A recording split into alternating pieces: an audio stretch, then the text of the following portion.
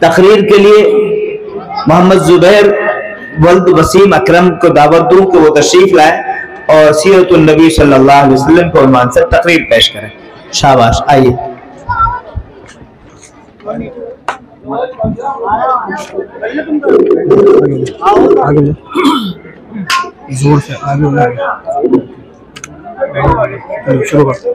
السلام علیکم ورحمۃ اللہ وبرکاتہ. میں آپ سب حضرات کے سامنے ایک تقریر پیش کرنا چاہتا ہوں جس کا عنوان ہے سیرت النبی صلی اللہ علیہ وسلم. آپ سب حضرات غور سماعت فرمائیں. جی بالکل سماعت فرمائیں بھائی.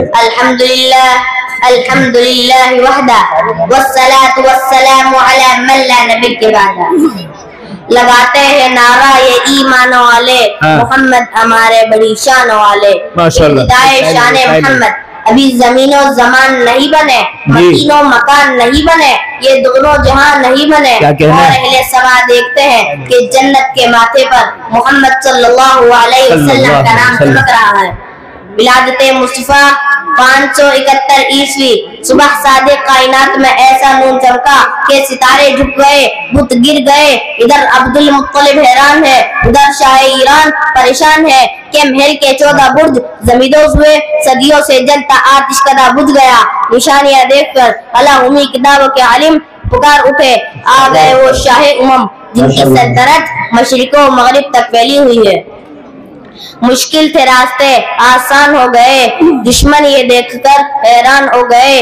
رکھا میرے نبی نے دنیا میں جب قدم, پتر بھی کلمہ پڑھ کر مسلمان ہو گئے. کیا اعلیٰ مقام سرور کونین کا کہ پروردگار نے اپنے کلام میں آپ کو مزمل, کئی مدثر تو کئی سراج منیرہ کہا.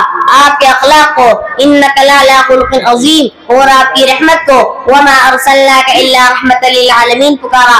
اور یہ پیغام امت محمدیہ کے لیے, قل ان کنتم تحبون اللہ فاتبعونی یحببکم اللہ. اے میرے محبوب پیغمبر, آپ اپنی امت کو بتا دیجئے کہ اگر خدا سے محبت کے دعویدار ہو تو میری اتباع کرو, اللہ تمہیں اپنا محبوب بنا لے گا. سبحان اللہ. وہی خاطب النبیین کہ جن کے نام کے بغیر کلمہ نہ مکمل ہے, اذان نہ مکمل ہے, اقامت نہ مکمل, نماز نہ مکمل, جنازہ نہ مکمل. میں اس نبی سے محبت کیوں نہ کروں کہ جن کی اطاعت کے بغیر میرا اور آپ کا ایمان نہ مکمل ہے.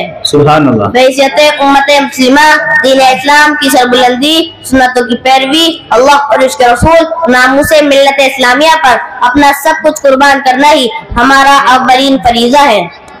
تاریخ اگر ڈھونڈے گی کہیں ثانی محمد, تاریخ اگر ڈھونڈے گی کہیں ثانی محمد, ثانی تو بڑی چیز ہے, سایہ بھی نہ ملے گا.